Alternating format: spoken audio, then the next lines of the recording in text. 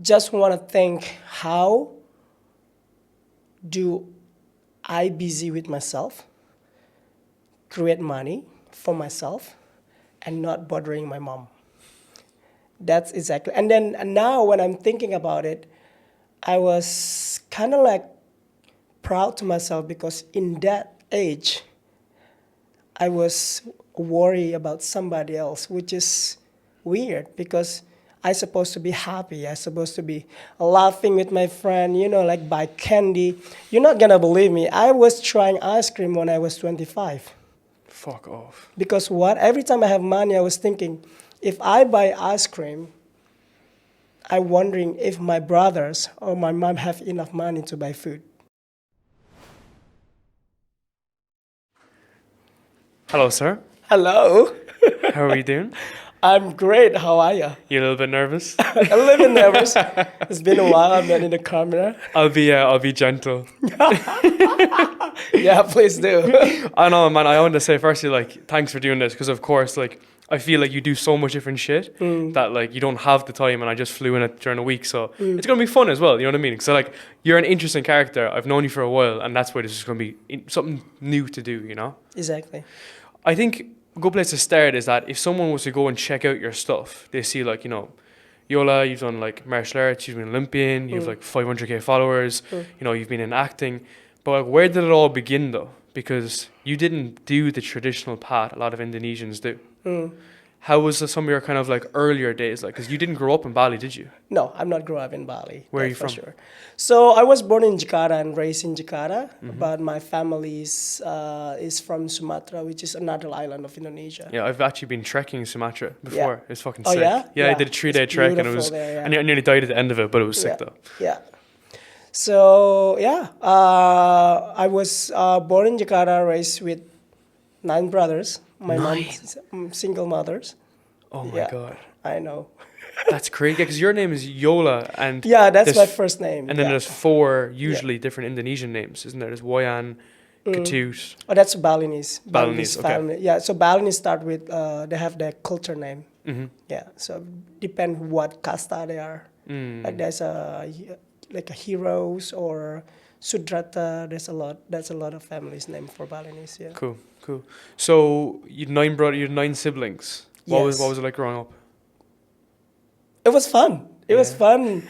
Well, back then we don't have so much money, so we kind of like living in a one room, as you suggest. Like, I think this room, and then we kind of like sleep. Have you tried Indonesian food? It's called course. ikan pepes. No. It's like in the leaf of banana. There's a fish inside, and exactly how we sleep. Like, Sardines. yes, exactly. Sardines, yeah. So yeah, it's fun to see a lot of people in one room. Yeah, of course. But like you've grown so much, I think, from that as well. And I see a lot of people come from Sumatra, Java, Borneo, or maybe not Borneo, but in that area, and they come across the kind of Bali then, But when you were growing up, what were kind of some of the opportunities that usually young men or female would have for themselves? Well, when I was started, to be honest, I'm not really into martial art. I start doing badminton and football back then, in about 3 months, and then I lose all my friends. Like, there is no my friend in the club because this sport is, back then it was expensive to buy just a racket or the football shoes. So I was wondering, where is my friend? And then they are training martial art, which is you can training barefoot with shirtless or whatever, because it's a culture sport. So like, oh, this is cool. And then it's like, why not I jumping here? So I say goodbye with badmintons and football, which is until now I'm still happy with it. Did you get like a love for it though, or was it kind of like a slow process? It was fast. It was fast because I'm pretty much a social kid, and back then I was living in the locals area, which is all the kids just go to the river or jumping to the tree. I kind of like kids like that, and and back to the sport when is the time we are playing around at the football court. The kid is not there anymore. So like, where are they, all my friends? And it's like, oh, they're training martial art, which is neighborhood, which is like 5 minutes from my house, from the house that we rent. So I give it a try, and then having fun with the kids. I never thought I will be 10-time world champion. So You said 10 times. 10 times, yeah. That's all the career that I have, yeah, since young, yeah. What age did you start? I would start when I was 5 years old, It's always the case. yeah, and then the first title that I got when I was 6, which is 1 year after training, yeah. What was some of the training like? Were you also in school? Were you trying to go through like a school system as well? When I was 6, I can't remember, but I think I was in the second pre-junior school. And then when I win that competition, there's won a talent scouting team, I think, from the athlete school. And it's like, oh, you're good, you know. So like, why not to try? So me discuss with my coach in the club, like, can I go to that school because they pay everything. And that's what I need because my mom's single mothers, and then, you know, economic problem. That's how you grew up. That's I grew up. I think that's the most people grew up. It's about economy. So I just want to think, how do I busy with myself, create money for myself, and not bothering my mom?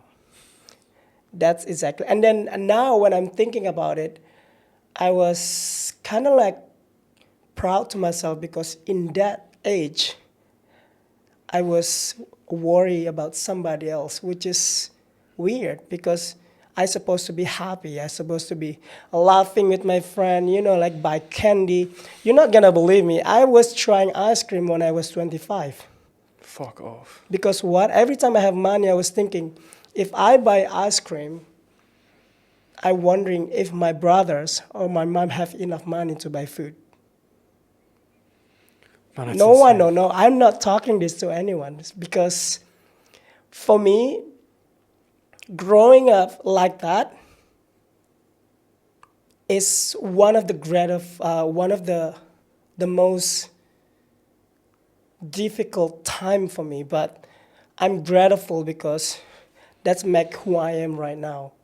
So I guess to hold that story for myself and then pass that to my kids later, I think it's more important for me than just telling to all people, which is sometimes they forget about it, you know? Of course, and I think I see that even in yourself, man. I even have goosebumps when you're speaking because you're very kind of grounded. And I've noticed that even when I met you, the first time I met you, like a year and a half, 2 years ago, you were very, very grounded. Nothing kind of went to your head. You're always kind of like on a nice path. And I think those early experiences, they're incredibly difficult. There's no way I can relate to that or pretend to be in those positions because I never had that. You know what I mean? Was your mom supportive of you to do this instead of going to school and maybe working in a warung or whatnot? Oh my God, my mom, I don't think my mom knows my name or my birthday. She just was, so she worked at the restaurant as the cleaning things, you know. And that's why I never experienced birthday. All my family never celebrate birthday. All my brothers and sisters never. We just have us, and then sometimes, I think, at the moment, I think when I was 21, I decided to create the culture because yes, we're together, but we don't think about each other, like because we're so busy with how we survive in this life. So like, let's create something. So the first time we celebrate, which is my sister, the second one, and so like, let's buy a cake, you know, sitting together, grateful. And then back then my mom was still at the restaurant, and when she was back home, she saw that and she was just crying. It's like, oh, someone's birthday today? But it was cool though because my brothers and my sister really understand my mom's situation. Like they don't even ask. not like they don't even think that, oh, this is my birthday. It was me asking my sister, is it your birthday today?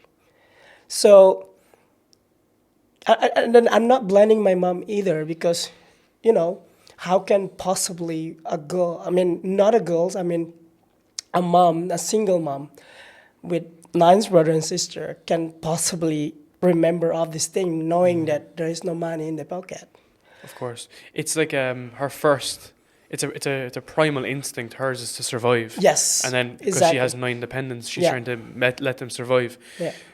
Like there's often theories that like people who don't have money or aren't born into money can often be happier. Do you think that there was times in your childhood when you were really happy in a community, or do you think that like it was always you were always focused on the next meal, the next meal, the next meal?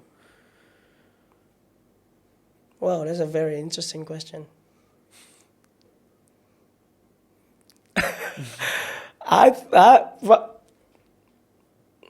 I'm happy right now. I think that's the answer. I think what my mom did to me, how she teach me to survive of life. I think that's all that matters. I Yeah, think. you're more appreciative of the moment. Yeah. And you can kind of live by those moments. That's very good, because like a lot of people, they're not able to reflect. And I think we often only do that when we're older, is that we look back on things and say, "Ooh, you know, that was difficult. I've learned from it and whatnot." And you're looking back in it retrospectively. Exactly. In terms of like the opportunities when you started actually fighting, so when you were 6 and 7 years old, were you getting paid for this? So when I was 6, I win that competition, and then there's every competition they have a gift, like bonus. That's what I said, like from the sponsor or, but only if you win gold medals. So my goal was to get that. I don't even know that talent scouting watching me or pay attention or stalking me or something like that. Yeah. I just want to help myself to not bother my mom. That's my goal in my life. So I get the money and I give it to my mom. And then I ask my mom to open their own restaurant, because my mom loves cook. Like when my mom cook for us, we forget about life. We forget about how miserable we are. We just laughing, enjoying the food, and then happiness. That's happy for me. Like that's why my mom always told me, like, if you want to see happiness, see when people eat, how they eat. Because when they open their mouth, and then they put that in the body, they don't think about anything. They just eat it, and that's happiness for me. And then that's the life that my mom won for me. You know what I mean?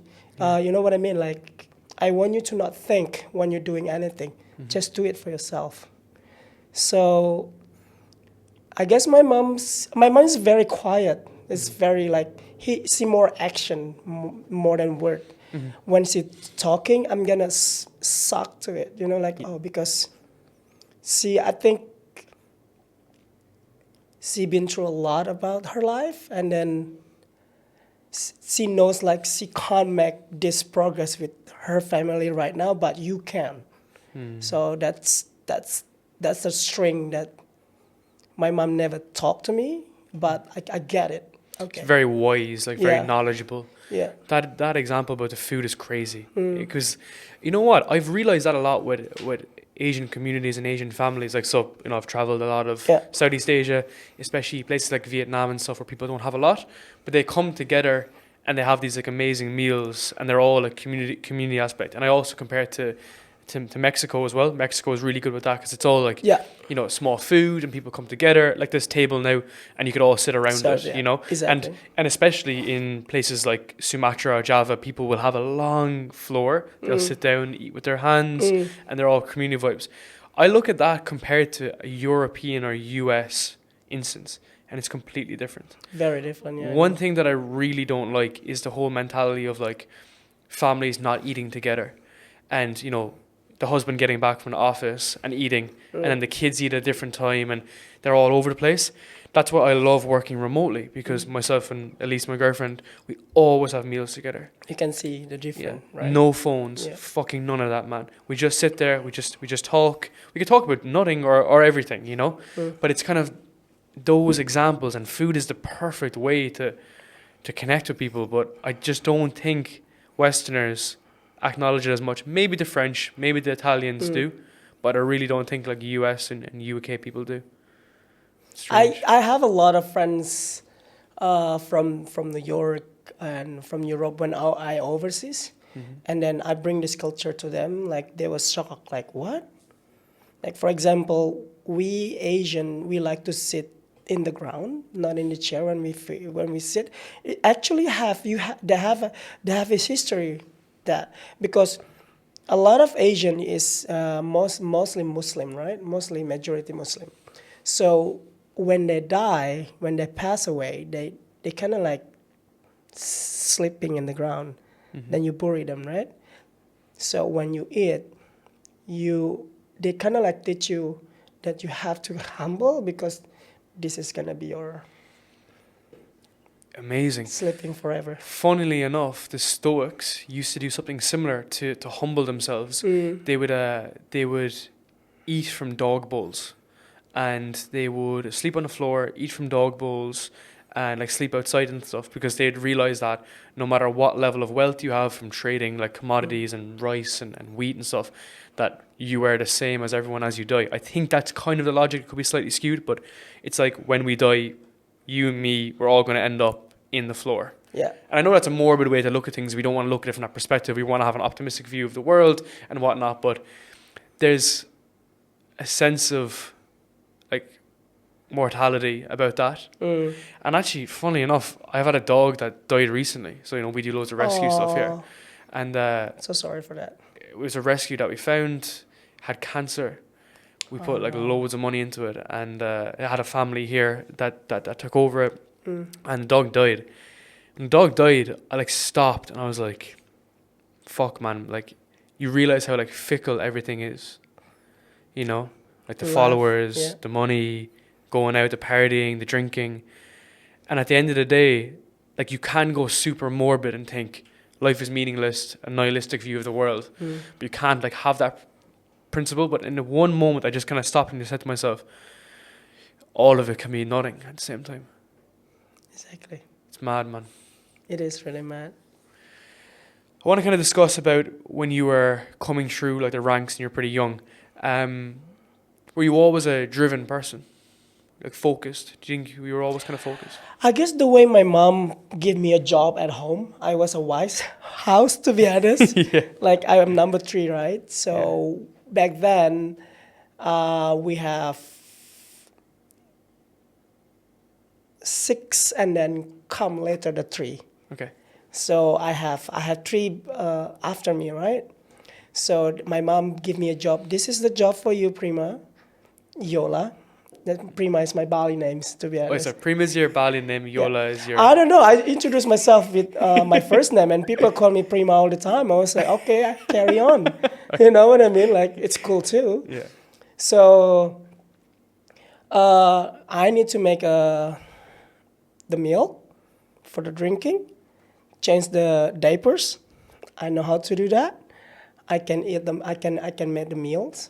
Nice. And then when I back home, I'm not going to my homework from the school yet.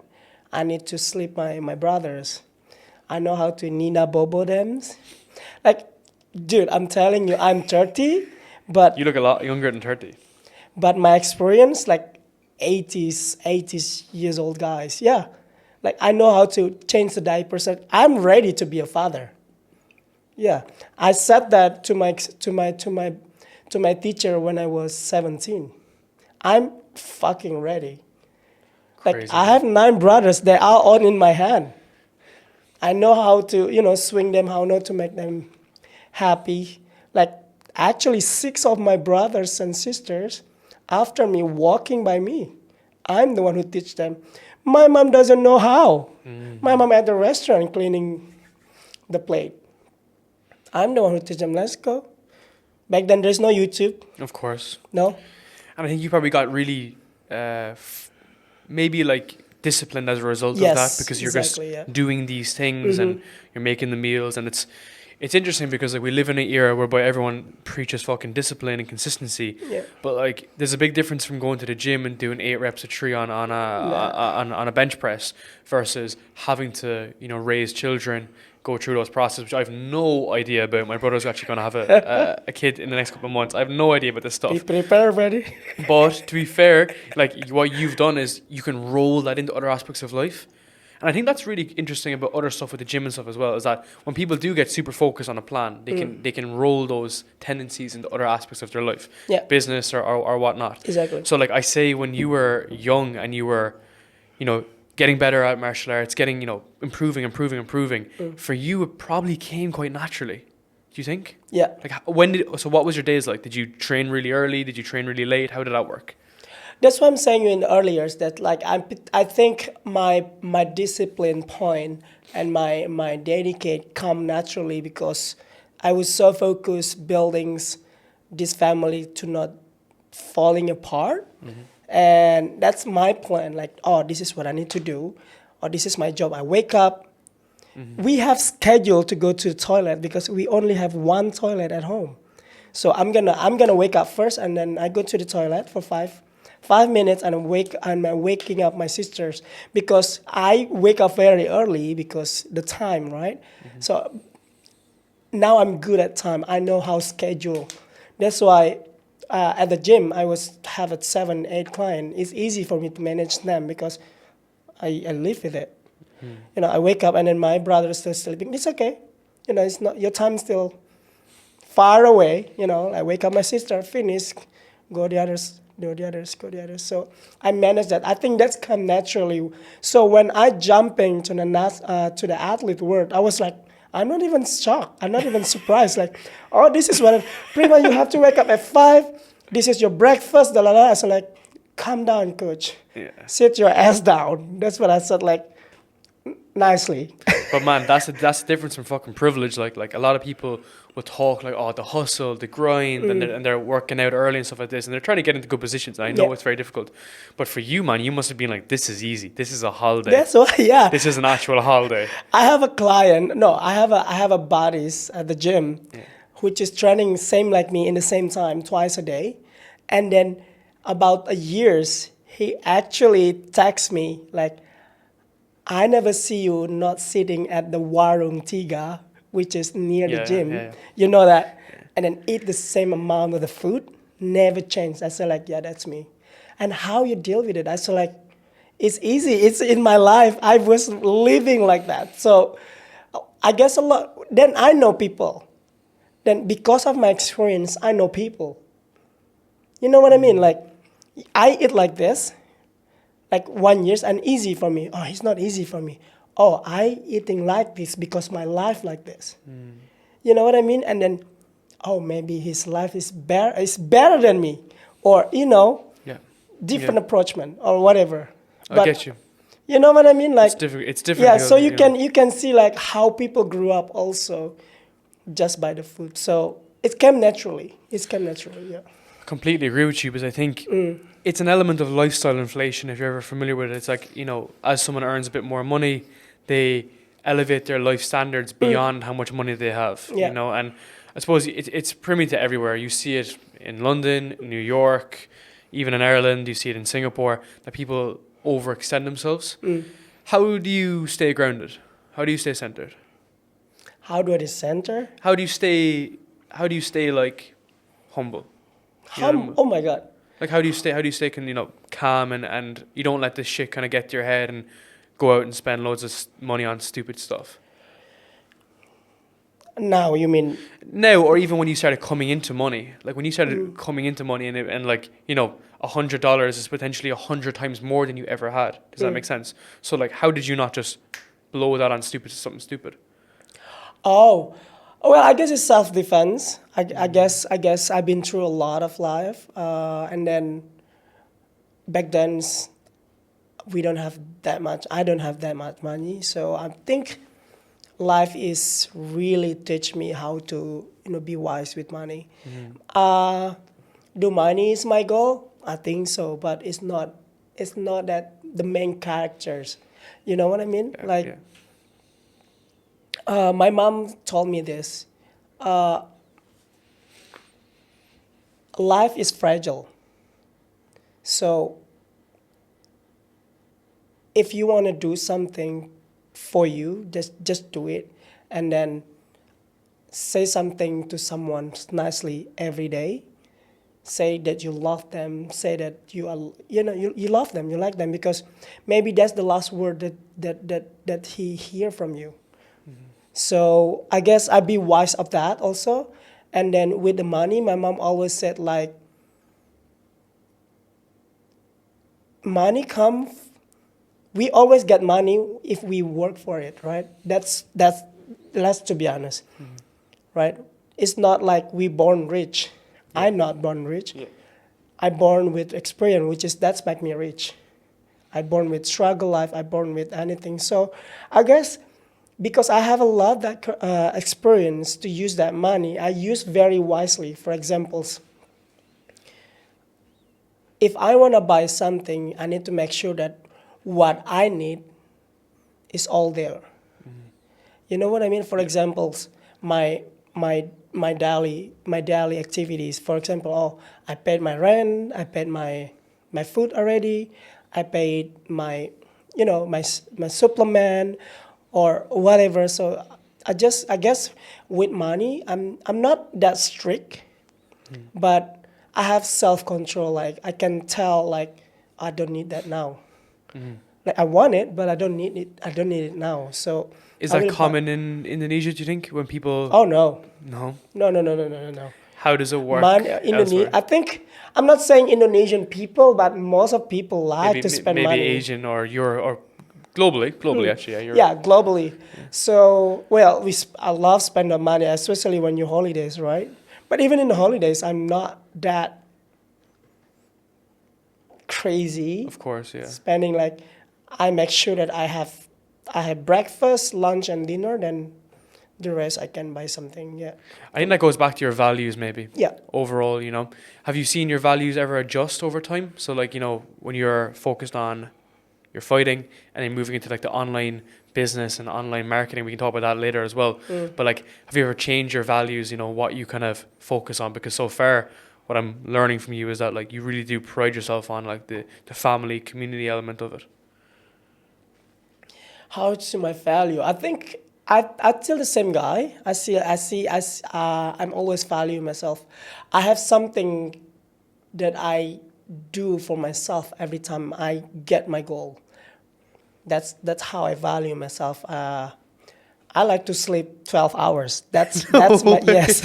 You can actually sleep 12 hours. That's my gift. Like, yeah. How do you do that? Because your body would be used to getting up early, no? Yes. Yeah, I like even though I'm working now. Like, let's say I have a early client like around 6, 7. My eyes just open around 5. Same.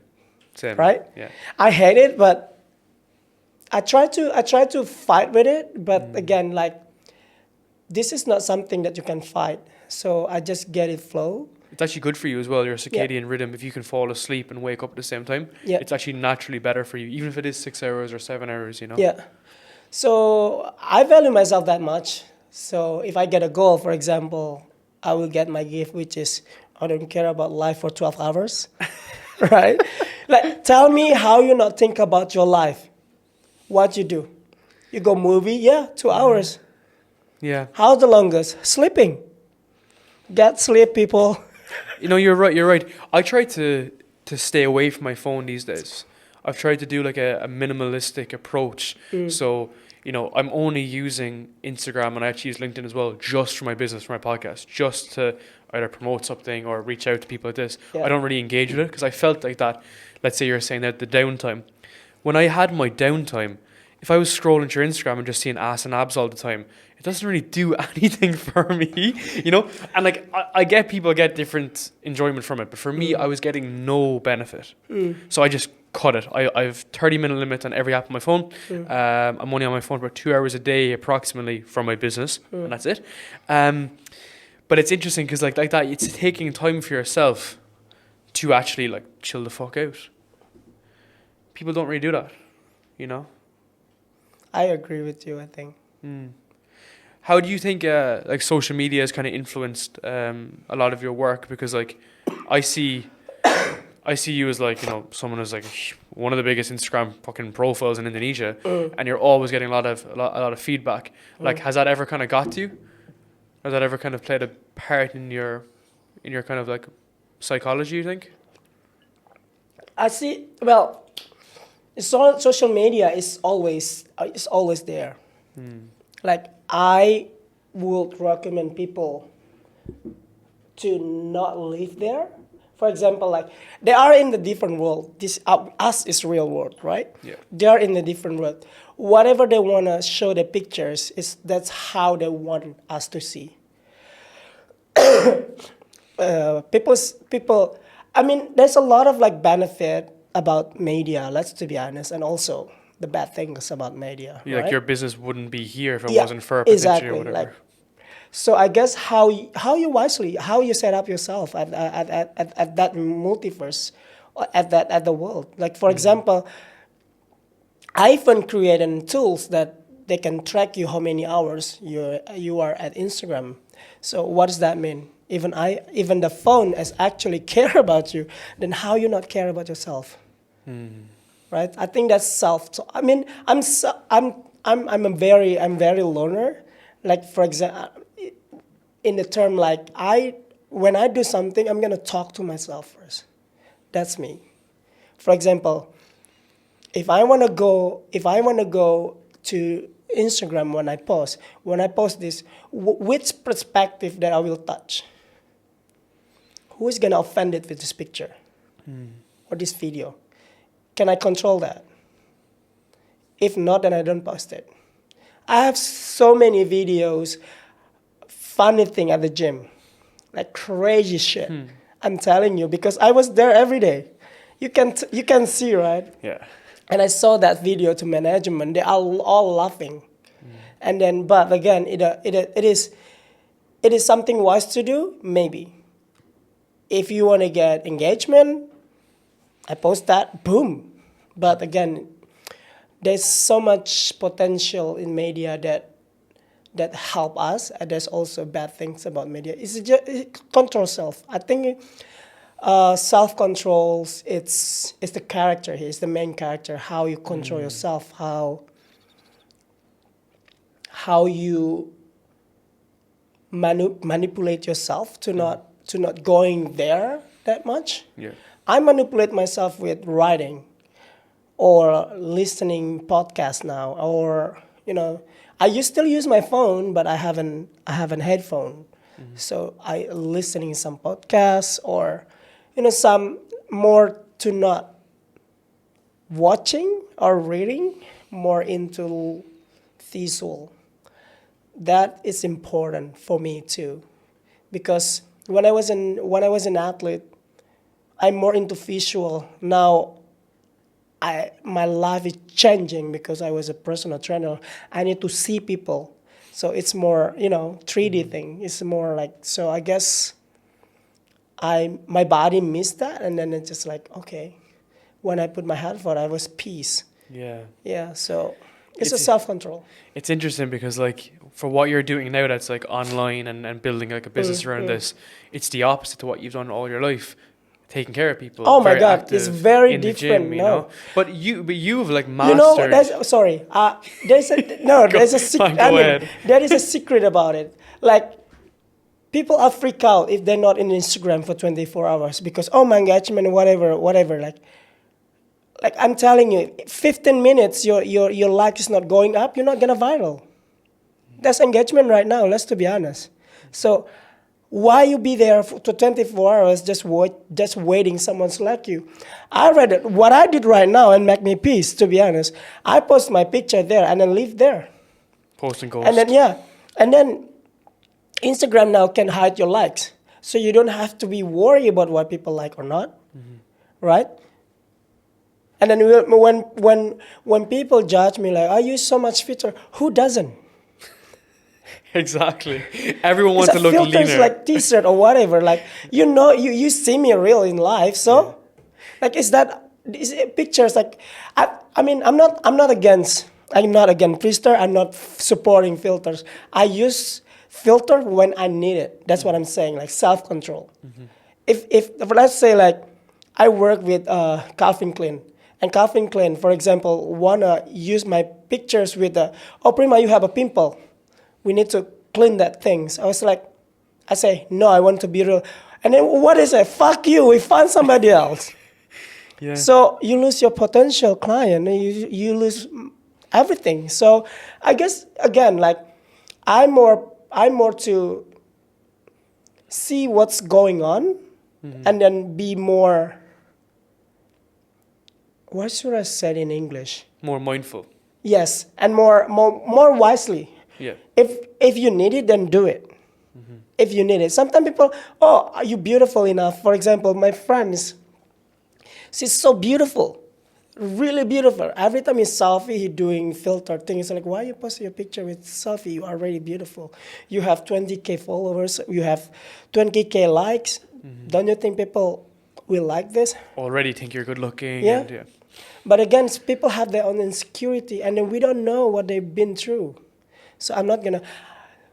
This is also funny. When I turn 30s, I talk to myself, I will try to understand people more, listening what they've been through, more than just them in the first place.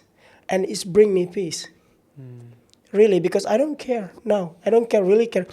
For example, my friends like at the gym doing bench press or whatever, it's like from 100 or 160 in 2 months or 3 months, willing that we know how to go that fast, right? And then just smiling. Yeah, whatever. But again, it's like people have been through, and then they've been deal with the insecurity by themselves, right? If they choose to be like that, and respect that. You've no idea what people are going through the entire time, And I think people care. I think everybody cares about other people's opinions, 100%. But I think it's a spectrum. I think that some people, like the Andrew Tate, couldn't give a fuck, but he still does care. But he's less sensitive maybe to it. And then some girls, especially because girls are naturally more emotional about some things than guys. That's where they feed into the kind of filter mentality. And maybe the girls you're speaking to, their reference point is someone else who's really good looking, really sexy, has 25K followers, all the guys want, And it's multi-variable. So let's say, for instance, like that girl example, her friend might get loads of attention off guys, but she might not get as much. Yeah. But her friend could also be not getting as much as someone else, So I think when you bring that into a digital world, setting the standards for yourself, and I suppose like that's dealing with people's feedback. And if you're getting some mixed opinions, people do hang on to the negative comments more than the positive. Well, I totally agree with you in that point. And then also, like, I think social media now is changing our behavior, how we live, how we talk to people, right?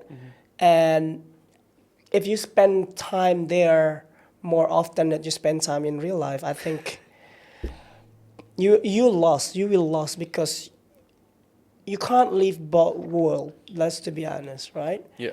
Like people who live in real life, they're still here, they talk, directly, and then it's real.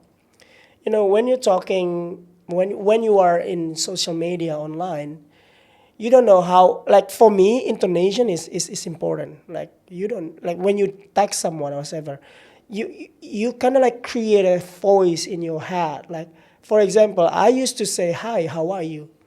Like, but when you are in argument, that intonation of how are you, it can be offended for them. Really? Yeah. For example, I fighting with my partner, right? I used to say like, hi, how are you? And now we are in argumentation, right? And like, hi, how are you? Why you? Sounds like you're very attacking me or aggressive. I was like, what? I say, hi, how are you? every day. That's what I'm saying. That's social media. You can't. And I've even seen that in, like the examples. You have never? No, I've never seen that like online, but it's funny how like you meet someone like me and you, and we just like instantly get on, very similar people.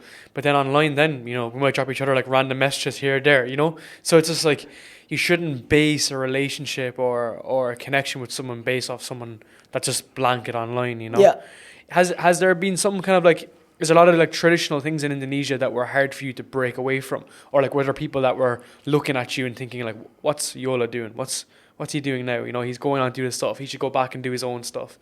Was there ever that kind of difficulty breaking away from the traditional path? Well, Indonesia is a very, like, I grew up as a Muslim, so a lot of patterns, a lot of boundaries is from Muslim religion. Yeah, so do I am a good Muslim? I don't know. Like, do people judge me? I don't know. Yeah, I think people judge me, but again, it's like there's so much potential. There's so much. Yeah, what am you asking? Like, in my sport, a lot of my I've been seeing this. A lot of my seniors, they end up nothing again. Yeah, because they're too long. They're training so long, they don't prepare, or they coach they listening their coach that much. So like no, you have to carry on. You have to this. You have to that. You have to this. You have to that. And then boom, and then when the career finish, he gets sick or whatever, and then just sell everything. So I actually. Until now, people still asking did I still compete or not, because 2018 was my big statement. I said like I'm gonna take a break because I was in national team for almost 10 years, I think. Yeah, training crazy like that. Did you have much life? Pardon? Did you have much life outside of training? Yeah. So sometimes we're training twice or third or even 4 a day. So you did nothing else but train? Yeah. What was that like? When you are in training camp, buddy, you don't know what the world is. Do you think you need that to achieve a goal? Do you think you need that Yeah, bullet for focus? sure. Yes. When you said you want to have that goal, there is no third party at all. I've been there. That's why I can say that. If you can ask like a lot of, this is why like, I don't want to say it, but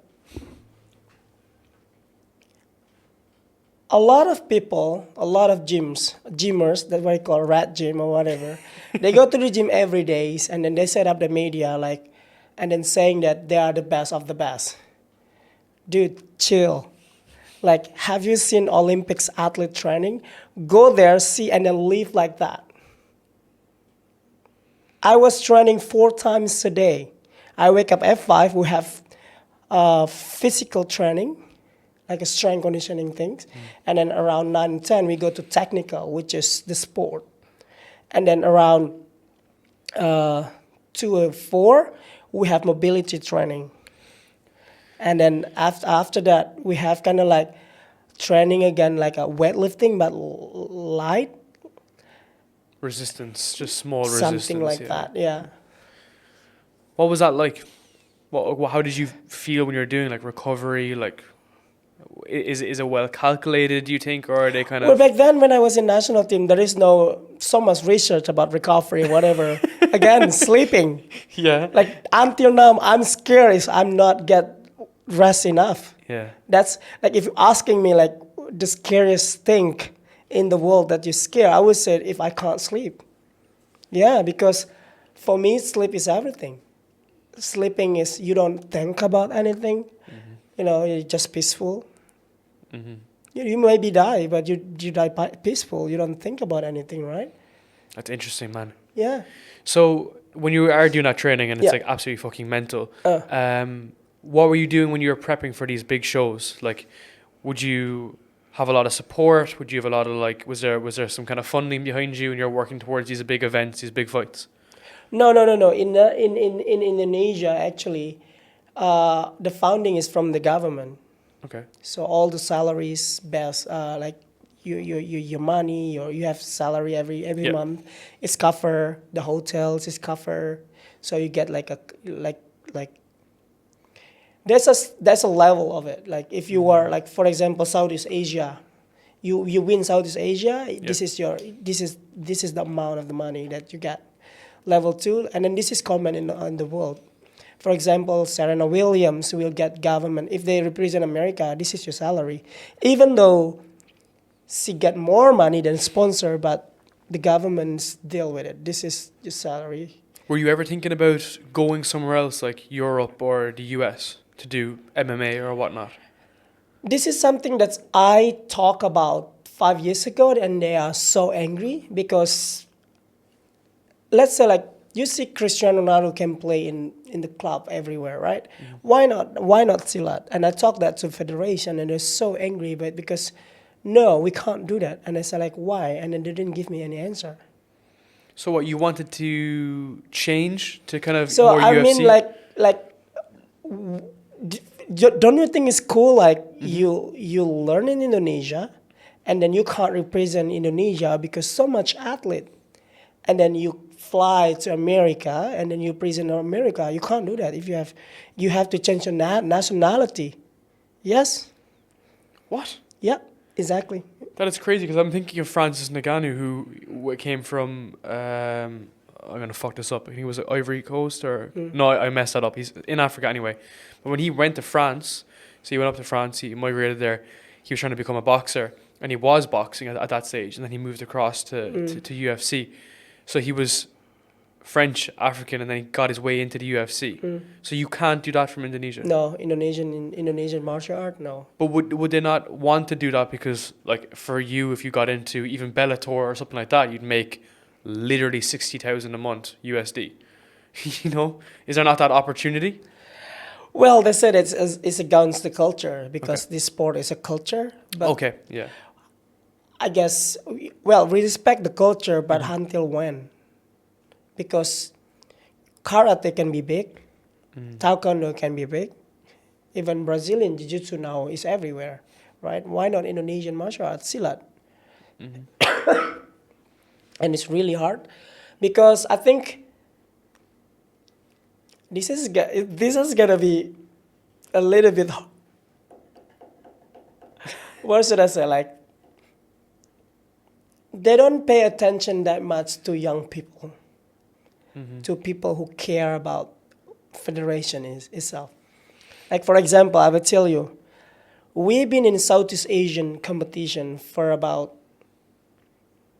20 years or something.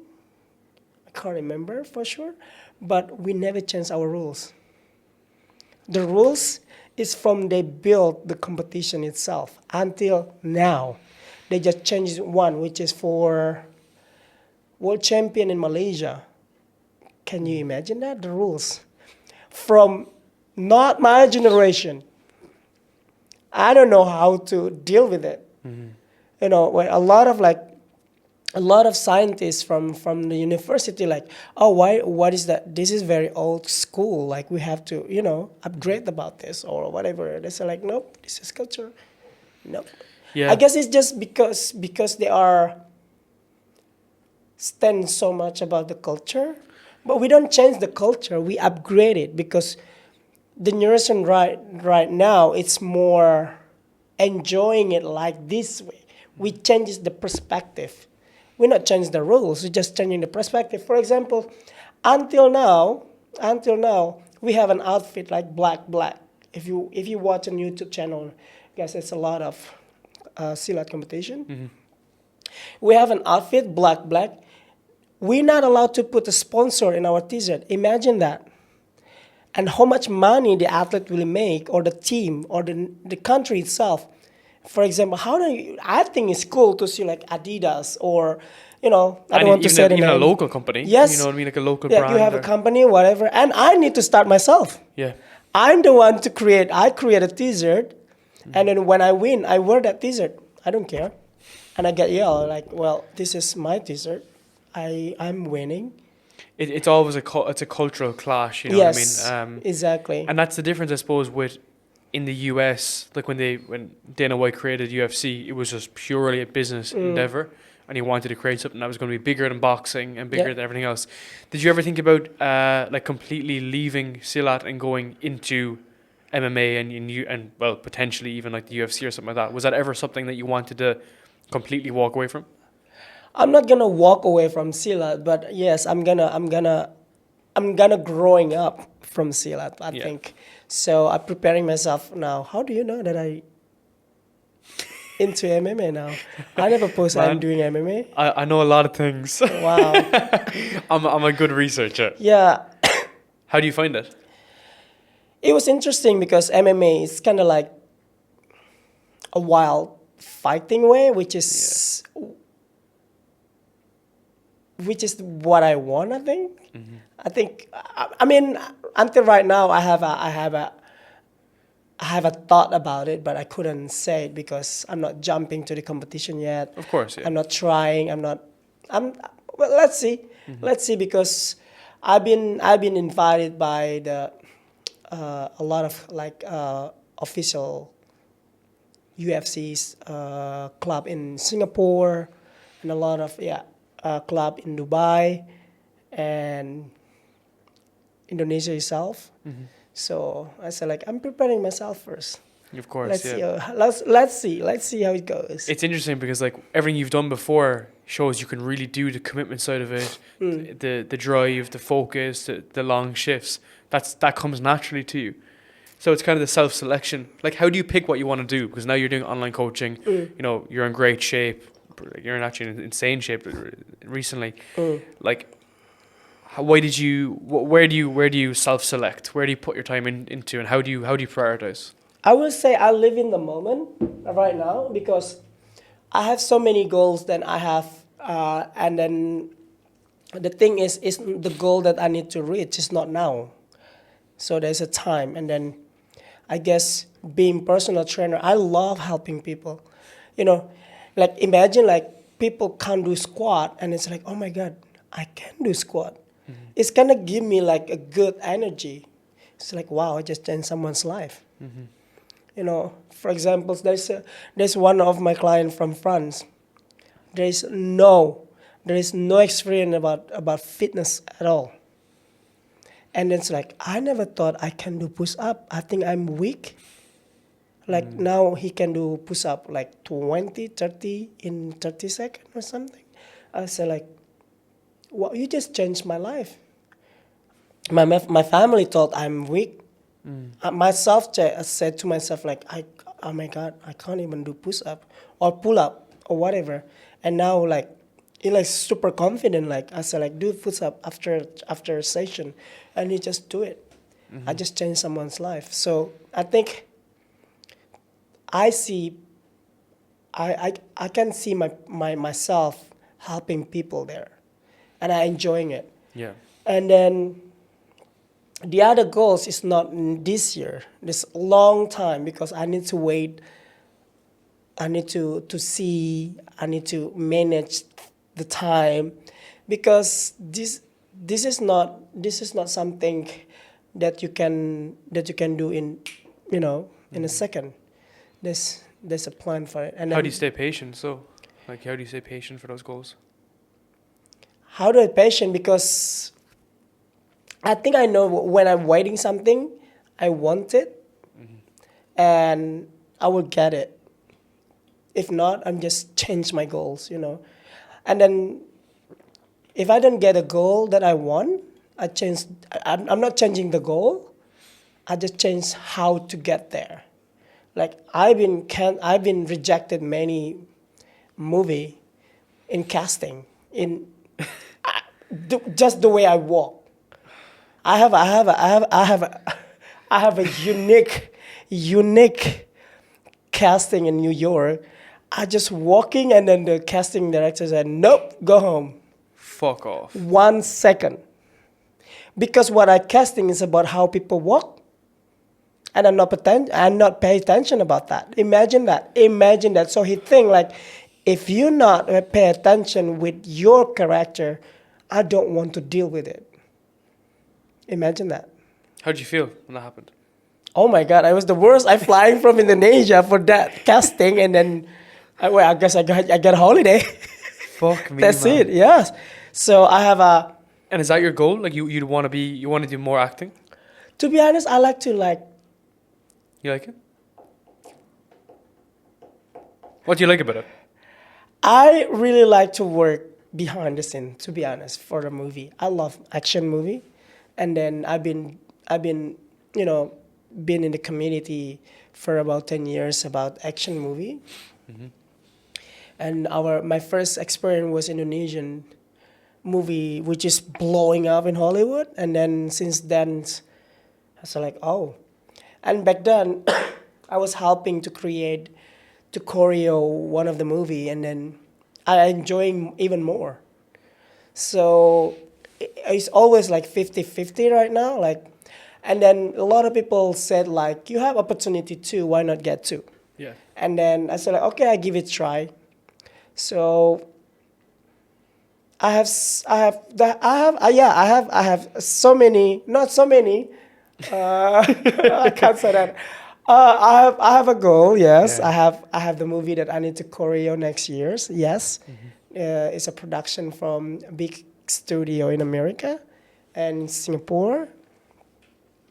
But right now, I'm just enjoying Bali. Yeah, of course. But it's strange though, like as in for someone like yourself, Oh. it doesn't look like you'd naturally go into to movie to the film industry, you know?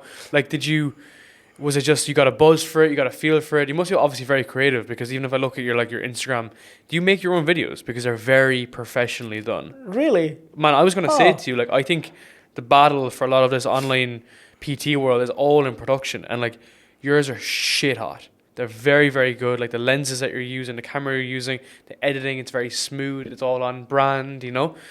So I thought someone else did it for you, but of course you do it yourself. I do it by myself. Yes, exactly. Do you think you've always had an eye for detail like that? Well, I think when you are in training zone for quite a long, you kind of like work fast. You see the world fast, everything, right? And then like do this, do that, do that, and then what happened is I have some thought in my head saying like I need to capture everything. I'm a very I'm very OCD, so I don't like someone work for me. So I try to, but people said it's difficult to work for me, and I accept that because I know myself then. And then now that I need to deal with myself, I'm gonna judge myself, right? So it creates something that more high standard about myself because I against myself. You know what I mean? So I have an idea to record a videos and whatever, and then I try to, mix it up. It was on the phone. It's not even camera. Yeah. Man, it's very, very good, like, because people mull over this shit for hours on day. And, like, Yeah, I know. and A I lot looked of. at it. I thought it was a combination of maybe like a body factory, like a videographer or something like that, you know. So, did you take inspiration from other people in the industry? Like, is there other people in fitness?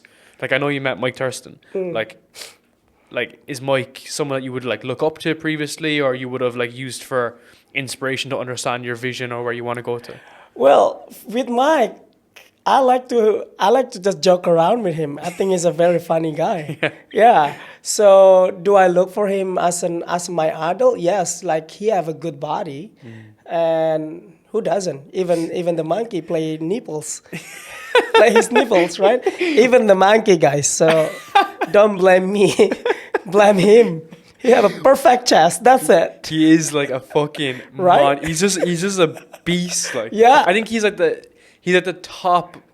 Like, he's like the perfect physique. Him and Nicholas Yeah. as well. Yeah. Nicholas as well is he looks fake. Like, Yeah. you know what I mean? But he, like not Boom, fake yeah. not fake like steroid fake. I mean fake in terms of like someone drew this on a computer. Fake. I will say, this is the funny things. Like when I was a national athlete, and I met a lot. I met a lot of my idol. I met Michael Phelps. No way. Yes, I met the Joseph Schooling, the one who beat Michael Phelps, which is Yeah. his idol. You hear about the stories. Yeah. He get a picture together when he's his kid, when he's young with Michael Phelps, and then he against Michael Phelps, and then he win and break the record. Oh my God, I remember that. Yeah. Yeah.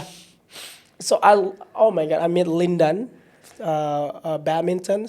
I met so many Olympian, and then I can tell like the humblest person from them. Like I was one flight with one of the, well, he mentioned me to not mention him, but Okay. he's from UK, for example. He's a diving guy, so you Tom can. Daly. I'm not saying anything. I'm not gonna say the name because media is media. But I was sitting with same flight with him, and we got to talk, and then it's a very really good conversation. It's about how you deal with your mental breakdown as an athlete. So because I hear about Biles, right? And America, she cancel Yeah. and she have a mental problem. I think now people more because of her now people aware about what the athlete been through. Because when I was in national teams, my coach said like my body's shaking, but I couldn't find the answer why my body's shaking, and then say like go some more, don't be such a weak or whatever, Yeah. you know. Just go get it fucking done. Yeah, and then now we find out it's anxiety. It's anxiety attack or panic attack or something else. So, and then if you know and then you have the solution, don't you think it's gonna help you to get more better easier? Then you can training more better. You can help people. Yeah. Why do you think that is? Like, as in, why did you have anxiety? Like, why did that come on? Well, because when you're training that hard, you are under pressure, buddy, and sometimes your body couldn't handle Your that. mind can't connect to your Yes, body as yeah. fast. A lot of people think like, oh, you have to be strong as an athlete. Yes, we are strong, but we're human. We are same like you. We eat same, we live same, we sleep. But we're not training the same. That's the thing. And then you told me to be strong. I'm training 4 times a day. When you're sitting your ass off at home, and you told me how to be strong, that's exactly what Simon's Biles feeling right now. Maybe you told me something that I done for this country, and then sometimes you don't have to be a reason. Maybe she just scared. You know, when I was compete in Asian Games, I was shaking. How you deal with 1,000 people watching you and then say your name? How do you deal with it? That pressure. How did you deal with the pressure? I just said like it's gonna be okay. I put my headset. Oh my God! Whoever create that headphone or whatever it is, you are an awesome person. You help a lot of athletes. If athlete can say that, they will say like headphone. That's how you talk to yourself. It's a me time. That's is important. Have you seen a lot of basketball, football player, whatever? Do you think it's a style? No.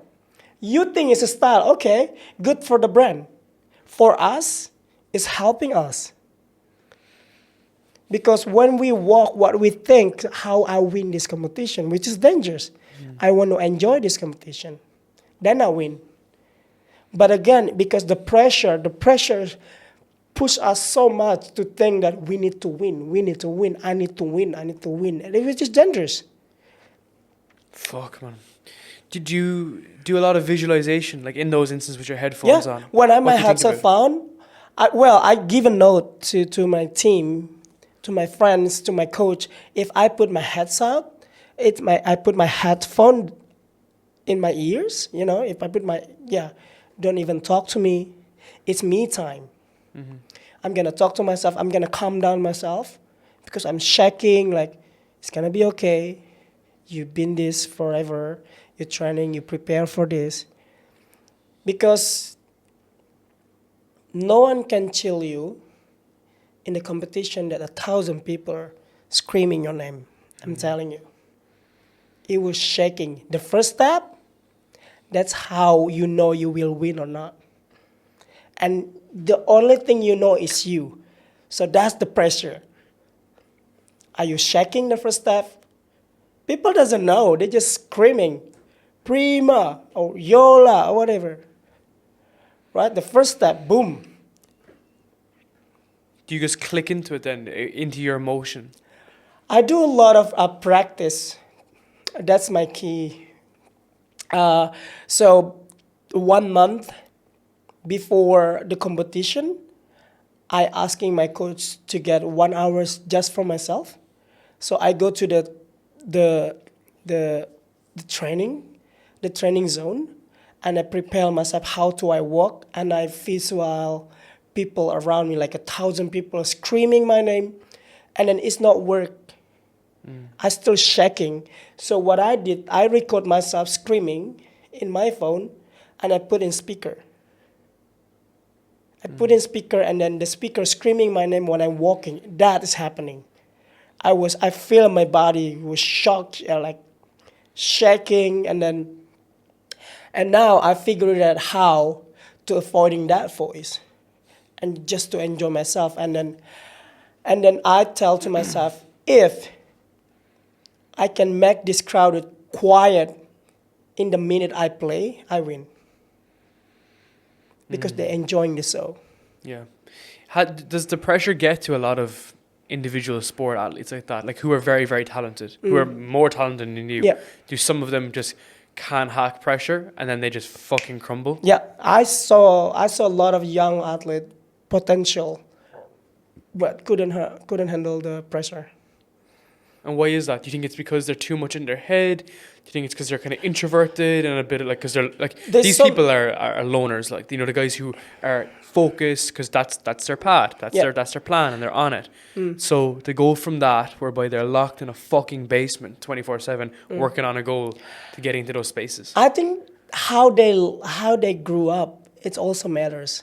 I think so. Like, for example, I'm not saying that people who have everything since beginning, we're not allowed to join the sport. But I would say people who've been through a lot will win a lot. Because they've been so much. They've been strong since zero. It's like all the Colombian, like South American, Brazilian UFC fighters. A lot of them were fighting like all their life. I forget the guy who was the guy that knocked out the American guy with the knee. Who's his name? In UFC. Oh, I know you're talking about. The Masvidal.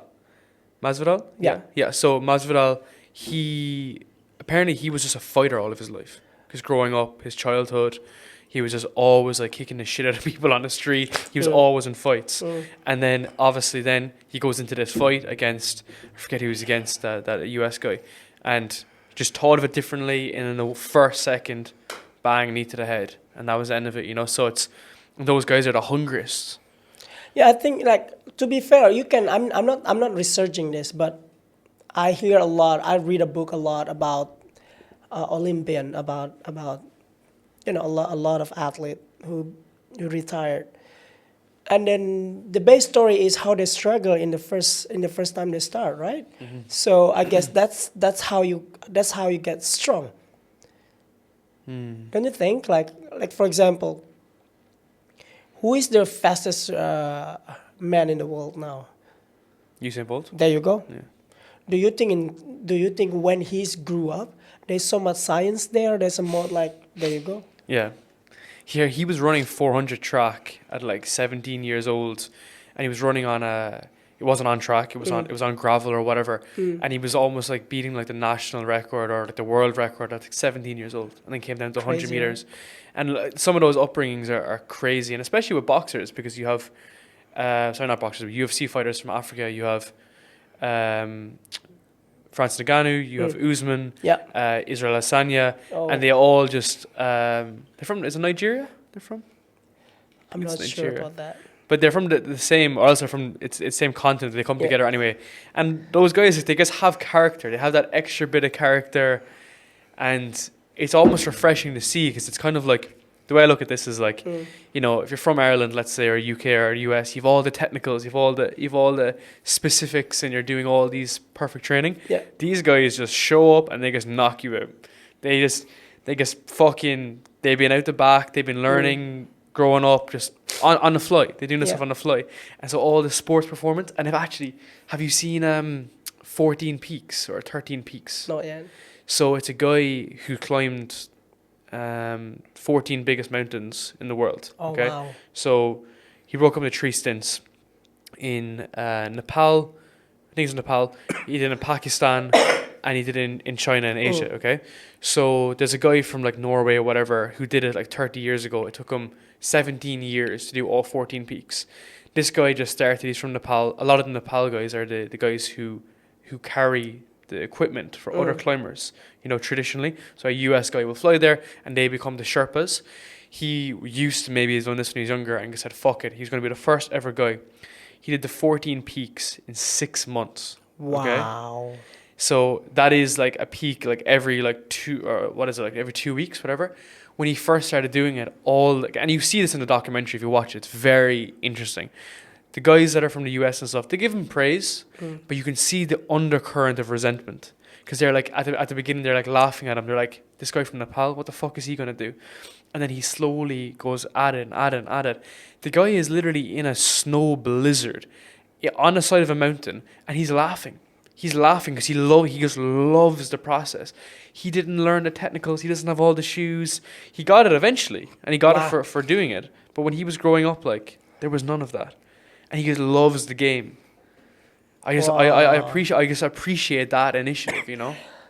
Of course, it's just like it's amazing. It's amazing experience. There's a lot of been through there. And exactly what you said about helping others, like that was his motive. He wanted to help others, and when people were struggling on mountains, he was helping them. I think it all goes back to the upbringing, you know. Exactly. And especially at that level. Where did you compete the most? Was it mainly in Asia, or were you also in Europe? Well, in Indonesia, we have like kind of like regions competition, right? But for the world champions, it's always overseas. Yeah, like of course. last month in Malaysia, usually and then there's competition in Paris, October. Yeah, so Okay. this sport has actually been big for quite a while, but I think the federation need to change. No, I think to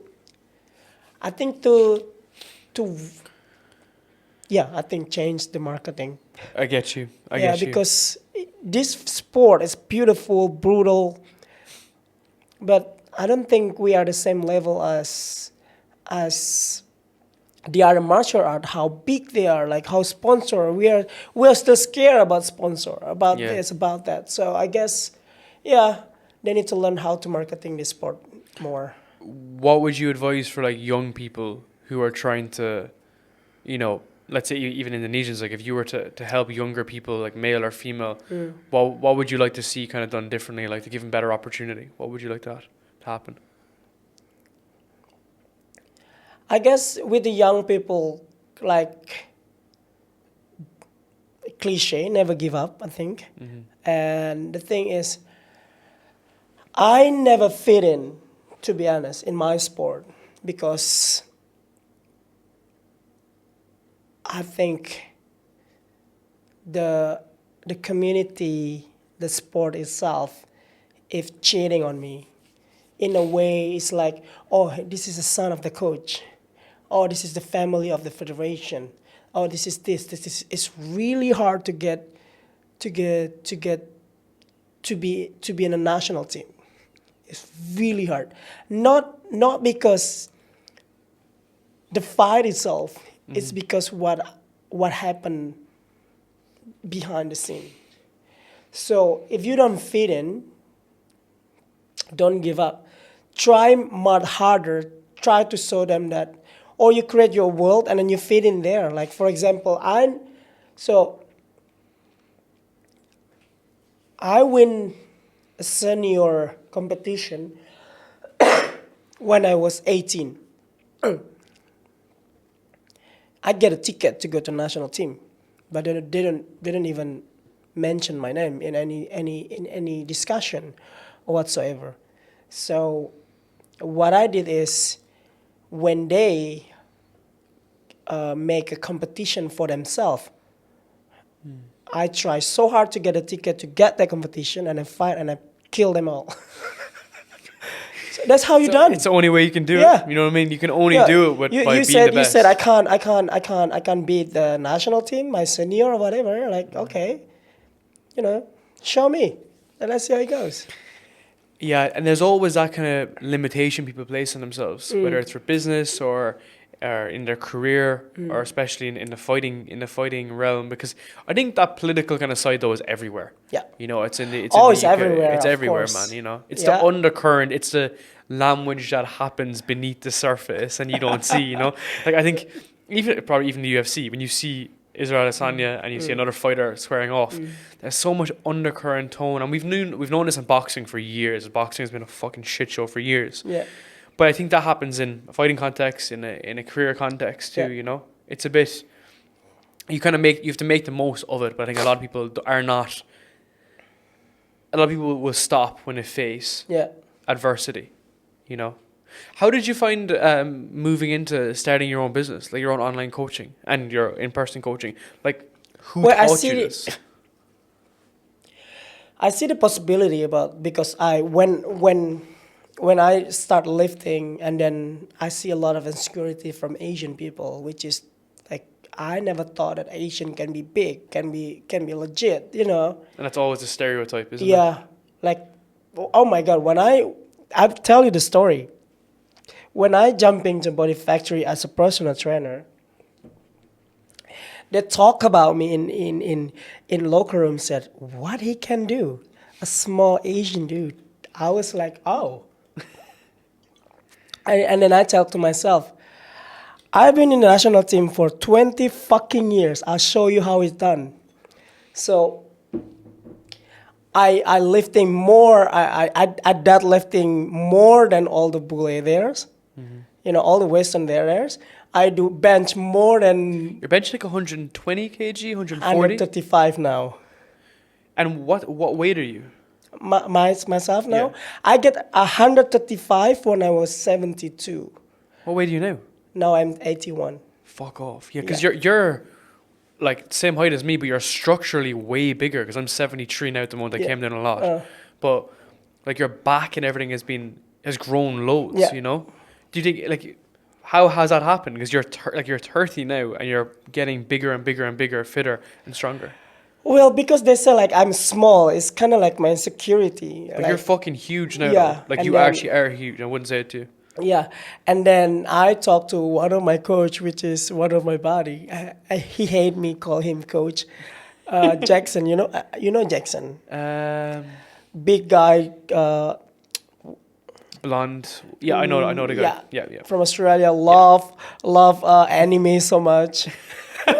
Fucking freak. So I came to him, and he was based on sports science, which is quite surprising for me because a lot of bodybuilding sometimes they don't care about study itself. Yeah. So I'm no offense, guys. So I talked to him like I want to change my body, and it's like why? Because I've been in this weight for 10 years. I think it's time for me to change. And also, when you work as a personal trainer and then you deal with a lot of like big guy, I'm not saying it's for image, but it make me confident, and then I can feel I'm more confident now to get a client from big guy. Usually like tall, big, bulking, I want to lean, or I want this, I want that. Like I'm more confident to get that client. Before when I was 65, which is I'm still strong. When I was 60, when my weight is 65, my deadlift 160. How? You're just a genetic freak. That's obviously it. Like you're just a genetic weirdo. I can show you a video if you want to. So it was surprising me. And then the guy who actually talked about what happened, like what this Asian dude can do, not even lifting heavier than me. It's like, you're just big, but you know, you have small personality. So that's it. So I show them. That's why I create videos. So when someone's doubt you, I'm not make big deal of it, and I answer with my action, and I think that's who I am. Like, I get the challenge, I take the challenge, and then I challenge you back. Until now, is I create some caption there. I'm wearing a video. Until now, it's not. I never see him lifting heavier than me. So, I guess it doesn't matter what people say, but I'm happy that I changed and then to be better person. Sometimes people think you change. I don't change. I grow. Of course, and like also like that slight adjustments of changing, like you need to fucking do that, man. Yeah. You know what I mean? Like it might be different, of course, like Indonesian, but like as a Westerner, like if you're hanging around with the same kids you grew up with and the same kids you're in school with, same kids you went to university with, you're not expanding at all. You're not improving. You need to start upgrading. You can still hang around people, have a lot of fun and whatever, but you need to be upgrading your life continuously. Exactly. Otherwise, you're literally going backwards. Like, and I think identifying when you're stalling and when you're like kind of in the, sometimes I might go through like a period whereby I'm kind of just coasting and you got to shake yourself out of it, man. You know what I mean? And I think, fuck me, like I've had a lot of those examples as well. Because when you're getting a bit older, like I'm 26, you're 30, it's easy. What? It's easy to coast. You are 26? Yeah. Why do I look 40? Oh, I miss being young. Yeah, I don't feel too young. I feel fit though. Like I don't drink and shit anime. Like I just got rid of all last. Good for you. I still have like a glass of wine once every like couple of months. Oh, and wine stuff, is you know? fine. But like, I just think I've stopped doing things that are naturally kind of bad for me. You know. That's the most regret thing that I did in Bali. When I moved to Bali, I decided to not to be drinker. And then you kind of like jumping to the place that everyone is about holiday. You know what I mean? Party there, party here, party. And then a lot of my friends who actually own the place, whatever, and they invite me, bring your buddies, bring your this, bring your girls, or whatever. Bring the girls. You know? So I guess around them is hard. Like, again, I think it's just, Because their perspective is different. Yeah. Yeah. Exactly. So I guess now it's just how to control yourself to be around them. For example, I'm so proud of myself. There's a party back two weeks ago. There's a big Hollywood singer come here. I think you know them. It's Jason Derulo. Oh yeah, in Sevilla. And then we have a table aside them, and I don't even drink. So I'm really proud of myself. That's good, like, man. woo. So because you're around it so often, and like maybe all the kind of girls are hanging around with and shit. It's like it doesn't help when you're going to like these events with like 10 girls at a time. Well, people said this all my friends, girls, my girl's friend is all drinking. They're not that drinking. No. Really? No. Girls don't drink that much anyway, because if they had like a lot, they'd pass out, you know. Yeah. So They have a lot of insecurities, isn't it? yeah, so they'd be more cautious about drinking. You know what I mean? Yes, it's like, oh no, I can't drink. It's like, why? It's like I feel fat. Oh, okay. Oh, okay, yeah. So. Even Fuck. though, So how do you not let that kind of get to you? So like, let's say if all your friends and some of the girls are always kind of going out and they're always partying. I chewy gum. You what? I chewy gum. You chew gum? Yeah. What?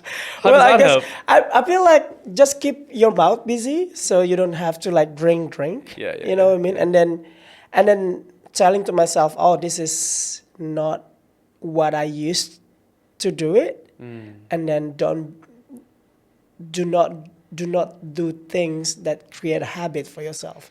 Yep. You know what I mean? So I guess now I can control myself. Like, even though I going to a date or whatever, like just order sparkling water. That's my wine. Yeah, of course. You just kind of fit things. I remember hearing something great when I was younger. It was actually my best mate said it to me about how you never want to make your college habits your actual life habits. Doing the same stuff you were doing in college, partying, up late, you know, doing lots of stupid shit. You don't want to make that your life habits. You want to be able to cut them. finish university, cut your habits, finish, you know, your earlier years of being like a young professional or whatever, cut those habits and move on to the next thing. And I often find that people kind of hang on to them. They won't adjust, you know, they won't say, Oh, I see a lot of people lost in Bali. yeah. You know, and then I figured out why, because when they decide to live in Bali, they thought the life get easier, or let's to be honest, in Bali everything is cheap because you know your money rate is higher than us, right? And then the thing is, I didn't see I have this is what I do. I have my own habit every day, and I stick to it. And then some of the people that I saw, they're lost. They don't have it. So if you wanted to reach your goal, find your habit. You know, for example, wake up at 5. You know, go working out at 6. Have breakfast at 8. You know, and then napping or rest or work or whatever. And then go to the gym again for recovery or whatever. Stick with it. You have the schedule. That schedule is going to be your routine. And then a lot of people come here, they do random thing. Oh, I go there, and then you lost. In about 2 weeks, you got bored. Trust me. 100%, man. Sitting on a beach, like.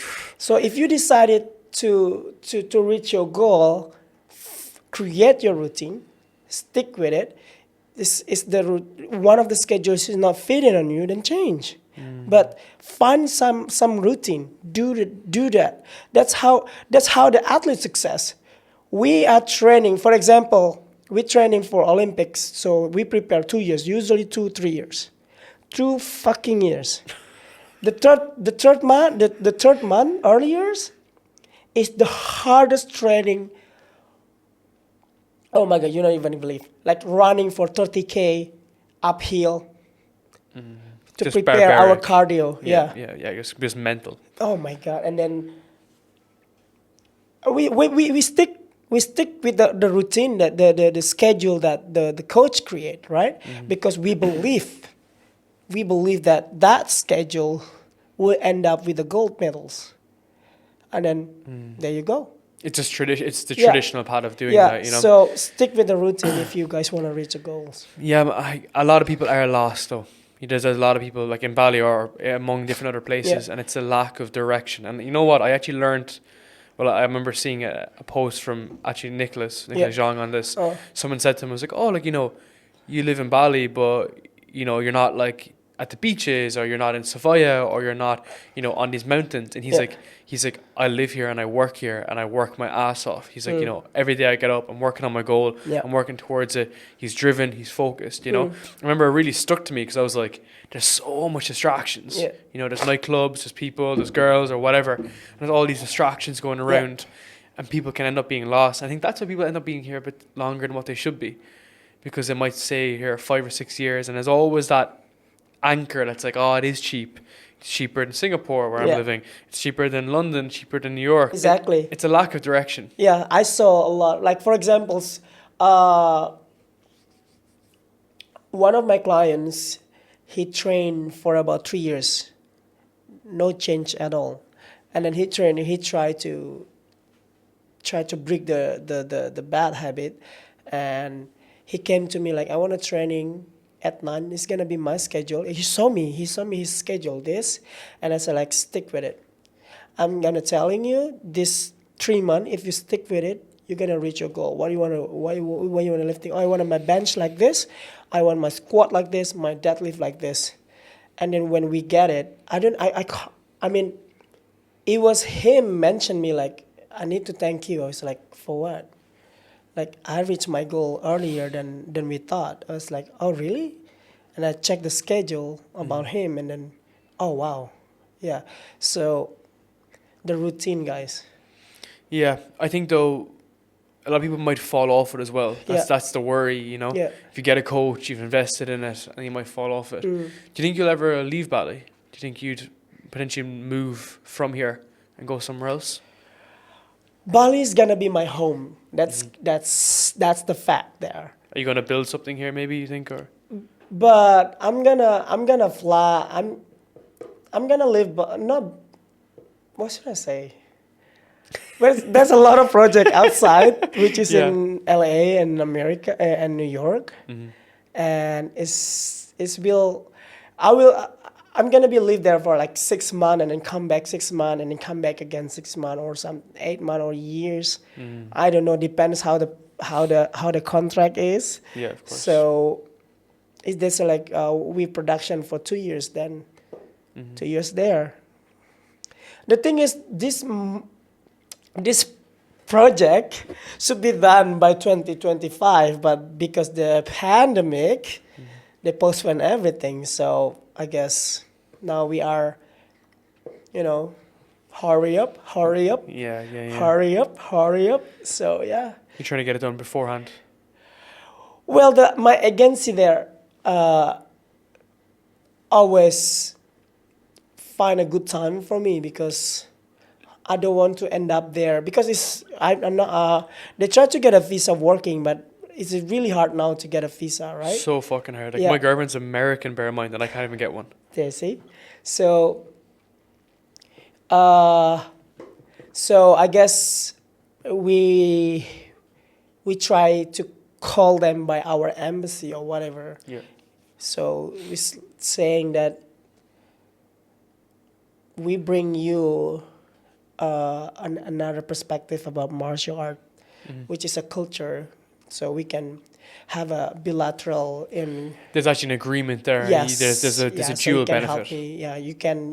I can get a visa earlier or easier. Yeah.